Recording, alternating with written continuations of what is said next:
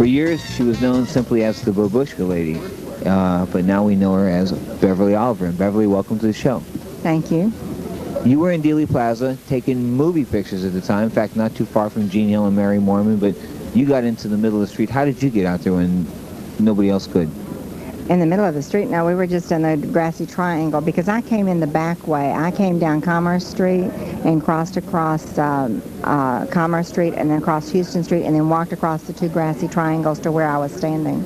And I didn't encompass any policemen that way. How many shots did you hear on November 22nd, 1963? For years, I wasn't sure. I knew that I heard more than one and probably less than 10. But I went under hypnosis recently. I'm going under hypnotic therapy to try to figure some of this out. And under hypnosis, I heard a distinct 5 shots. And they went bang, they went bang, bang, bang, ba-boom. And so it was definitely different sounds, which is what I heard that day. That's why I couldn't determine if the ones that I was hearing coming from my right were shots or some little kid throwing firecrackers on the sidewalk or what. The only ones at the time that I was sure of was shots were the ones that came from my left, which would have been behind the picket fence area. The grassy knoll. The grassy knoll. Mm-hmm. Did you see anybody up there? No, I didn't see anybody up there. And people have said that I saw somebody up there. No, I didn't. In an interview that I did for the Men Who Killed Kennedy, I said I saw someone by the picket fence, not behind the picket fence. And it was just, I assume, someone down there watching the parade, watching the motorcade. Tell me about your film and your camera. You were taking a movie camera of this? Yes, I was taking a movie film. It was with an experimental or prototype Yashica Super 8 movie camera. And I don't care what anybody says. Last night on CBS, they said a man by the name of Posner said that it didn't come out till 68. I have documented proof from the man who is right here in this symposium right now today from Yashica, who says that that camera was made available to the general public in 1965, and therefore the prototypes or experimentals would have been available as early as 61. Well, besides filming the assassination, obviously you filmed the assassination, do you think you had the best shot of the grassy knoll?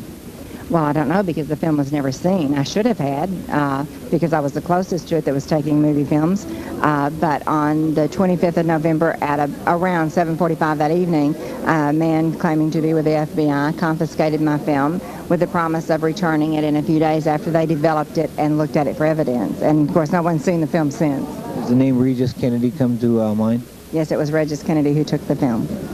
What else did he take? What else did you have in your purse or your camera case? He didn't take anything else, but I readily gave him what he asked for because laying next to my camera in my makeup kit was a Prince Albert can full of marijuana. And in 1959, you're too young to remember, but in 1959, a stripper downtown in the club where I worked named Candy Barr was sentenced to 15 years in the penitentiary for less than an ounce of marijuana. So if the FBI agent had asked me for my soul, I would have tried to give it to him. You worked for Jack Ruby, or you worked next door to Jack Ruby? I worked next door to Jack Ruby. I was a close friend to Jack Ruby, and but I was never under his employee. Did you ever see Oswald and Ruby together? Yes, about 2 or 3 weeks prior to the assassination when I went over to visit with my friend Jada. And Jada and Jack and another man were sitting at the table at the corner of the runway. And when I walked in, Jack stood up to pull the chair out. And as I sat down, he said, "Beverly, this is my friend Lee Oswald. He's with the CIA." At 17 years old, I didn't know what the CIA was, and I wasn't particularly impressed. I still don't know what the CIA is, to tell you the truth. Jada passed away under mysterious circumstances, didn't she? I really don't know what happened to Jada because I have not seen her since the night before the assassination. How have you prevailed in 30 years, and what's your life been like? Well, believe it or not, now it's a good life. Of course, as most young people do, I went astray for a while. When I was 19, in 1966, I married George Albert McGann, who was the alleged leader of the Dixie Mafia, who was also friends with Jack Ruby. And for 4.5 years, I lived through pure hell with him until he was assassinated, shot in the back 4 times, in the abdomen once in Lubbock, Texas. And then 1.5 years after that, I married my husband now, and he's a preacher. So I went from mafia mom to the preacher of the wife of a minister. Who's at the top of this assassination game? Who pulled this off in your mind? I haven't decided. People, try to get me to say it was a conspiracy. I don't know what it was. All I know is what I saw down there that day, and I know that what I saw and what I heard the press say was not the same.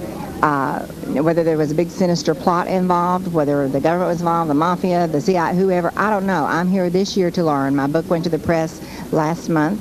No, this month. It went to the press the 15th of this month, and so I'm free now to go hear other people and to try to figure it out myself what I believe. But you know, I'm down here at the bottom, and I'm starting where you guys are up here because y'all been studying it a lot longer than I have. Talking with Beverly Oliver, the babushka lady who's got a book coming out in February. She was about, I guess, about 18 feet away from the president when he got whacked, right? Yeah. You've got to have a gut feeling, though. I mean, the FBI takes your film. Do you think the FBI was covering something up? Do you think it possibly knew in advance? I mean, do you have an opinion on that?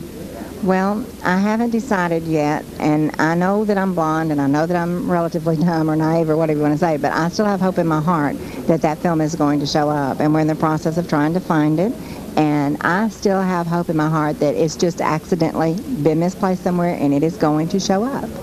Best. And if it doesn't, then I will have my suspicions. Will the book be called The Babushka Lady? No, the name of the book is Nightmare in Dallas, and it'll probably have a subtitle under it like The Babushka Lady's Story or The Babushka Lady Speaks Out on so-and-so and so-and-so and so-and-so. Beverly Oliver, take care. Thank you for your time. Thanks. I appreciate it.